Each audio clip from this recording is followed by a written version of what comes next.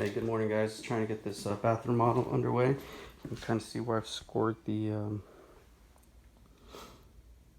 vinyl tile there. Funny thing is that this tile is actually put over another tile, that vinyl tile as well. Just put right over it. So you can kind of see, hopefully, with the lighting and whatnot.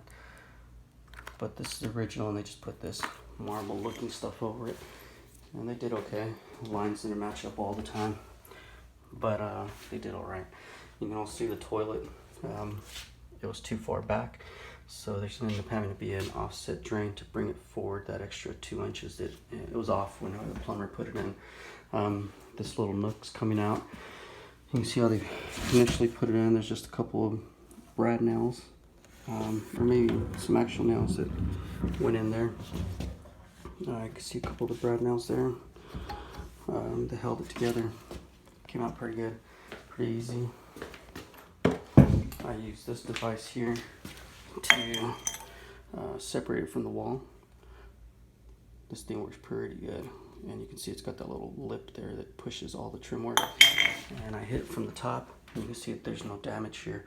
I did end up scoring it with my blade here. This is just an old junky blade. The blade's dull. There's not even a pointy tip, but this crappy blade still cut my entire thing, and you can see there's no peel.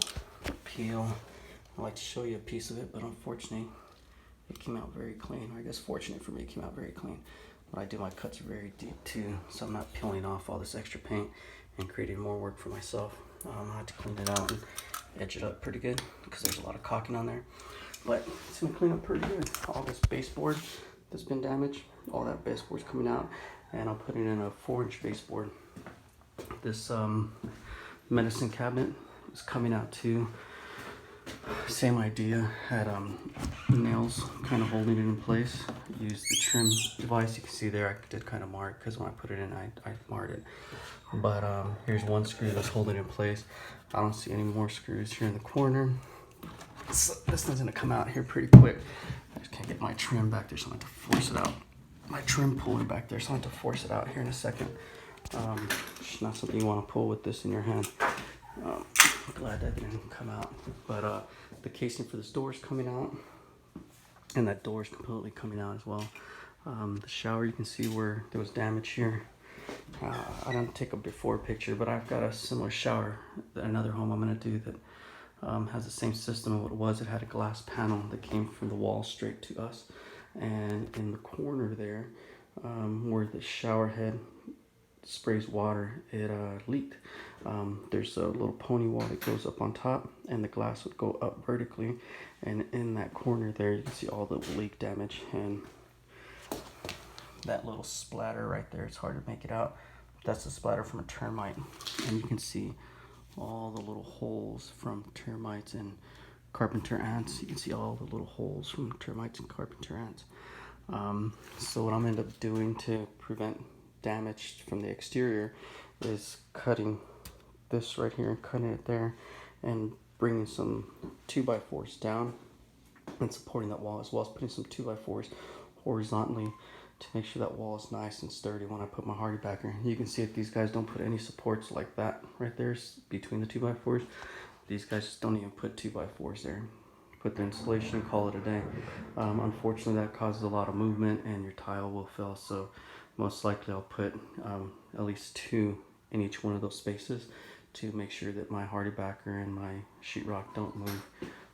But this is the space. That drain needs to be moved because they're going to have a standalone tub, and that plumbing needs to move. Unfortunately, the wall needs to be put right to the left of that window seal.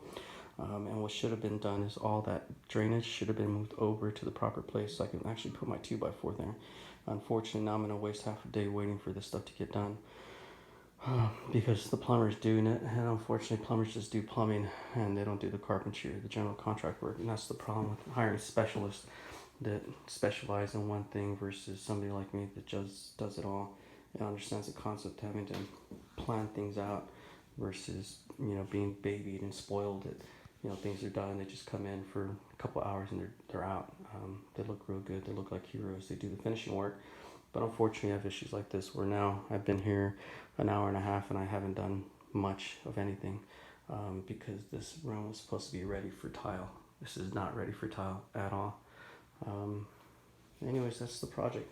Hopefully we'll stop and get some videos. Get my rant out for being the general contractor and having to be the one to waste the time or invest the time, however you want to see it. The vanity still needs to be built. The vanity's not even assembled. It came from IKEA type thing, so that will all have to be redone. Those lights are going to come out. We're going to put a faux box around it and build it up. That door's coming out. We're going to end up putting a barn door on the exterior of the bathroom. But I think that's really it. A look into today's project. Thank you very much. I happen to be a registered nurse, but when I'm not healing hearts, I'm fixing bathrooms. Take care.